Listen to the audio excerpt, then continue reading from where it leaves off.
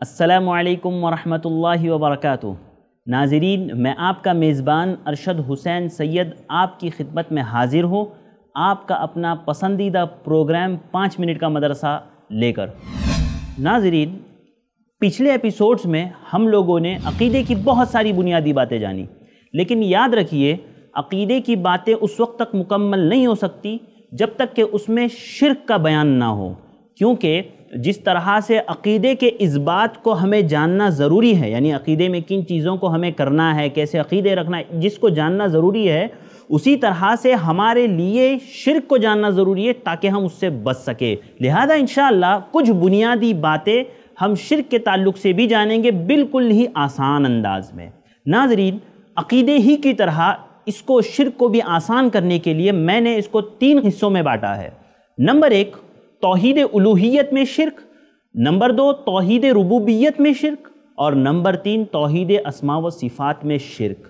یاد رکھیے شرک سے بچنا ضروری ہے، اس لیے کہ اللہ رب العالمین نے کہا ان اللہ لا یغفر ان یشرک بہ ویغفر ما دون ذلک لمن یشاء، کہ اللہ رب العالمین دنیا کے کتنے ہی بڑے گناہ کیوں نہ ہو سب کو اللہ معاف کر سکتا ہے سوائے شرک کے۔ شرک اور کفر یہ 2 ایسے گناہ ہیں جس کو اللہ تعالیٰ کبھی معاف نہیں کرتا بندے سے۔ بندہ اگر گنہگار ہو تو تھوڑا بہت اللہ رب العالمین اس کے گناہ کے مطابق سزا دے کر کے اس کو جنت میں داخل کرے گا موحد شخص کو، لیکن مشرک کبھی جنت میں داخل نہیں ہوگا، وہ ہمیشہ ہمیشہ جہنم میں رہے گا۔ لہذا شرک کا جاننا ضروری ہے۔ انشاءاللہ آگے جو عقیدے کی باتیں آئیں گی اس میں ہم شرک کی باتیں کچھ آپ کے سامنے انشاءاللہ رکھیں گے۔ چلیے آپ چلتے ہیں اپنے دوسرے موضوع کی طرف، سنت۔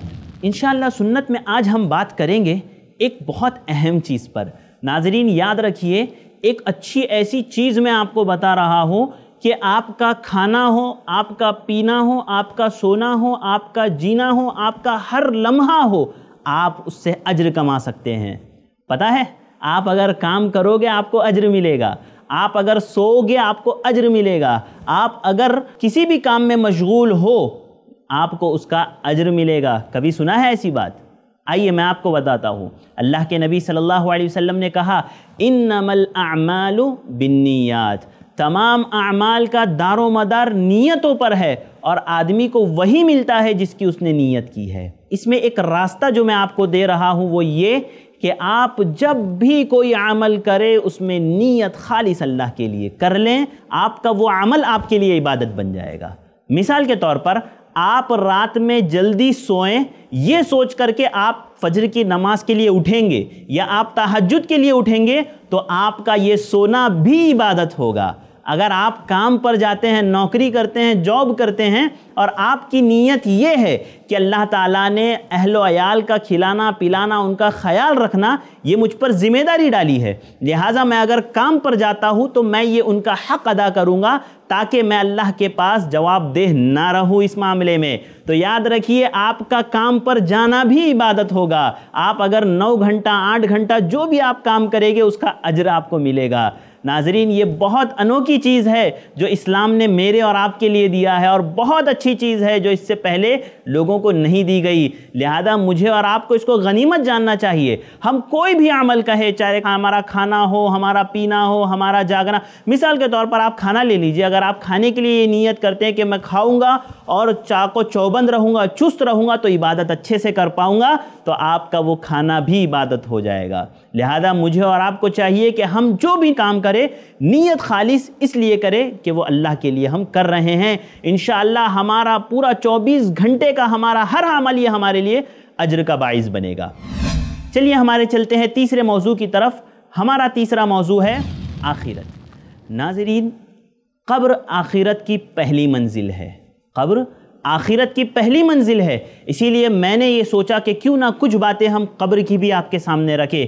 آج ہمارے یہاں لوگوں کو پریشان کر رہے ہیں، تکلیف دے رہے ہیں، کیونکہ وہ یہ نہیں سمجھتے کہ ان کو کبھی مرنا ہے، لیکن اگر آدمی سمجھ لے کہ ہمیں ایک دن مرنا ہے، اللہ کے پاس جانا ہے، تو وہ اس سے بچے گا۔ میں آپ کو ایک حدیث سناتا ہوں، حضرت عثمان رضی اللہ تعالیٰ عنہ جب کبھی کسی قبر کے پاس سے گزرتے تو بہت زیادہ روتے، اتنا روتے کہ آپ کی داڑھی بھیگ جاتی۔ سوال کرنے والے نے پوچھا اے عثمان تم جنت اور جہنم کے ذکر پر اتنا نہیں روتے ہو جتنا قبر سے گزرنے پر روتے ہو۔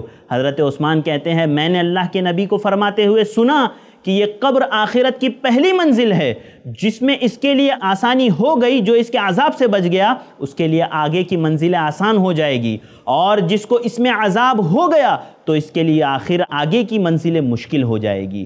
لہذا ناظرین تیاری کیجئے اپنی آخرت کے لیے اور ہمارے ساتھ جڑے رہیے۔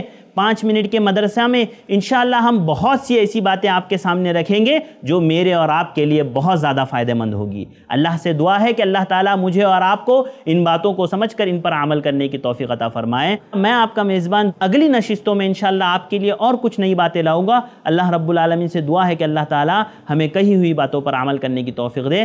آمین وآخر الدعوانا ان الحمدللہ رب العالمین۔ السلام علیکم ورحمۃ اللہ وبرکاتہ۔ ایسے ہی اور ویڈیوز بنانے میں ہماری مدد کریں۔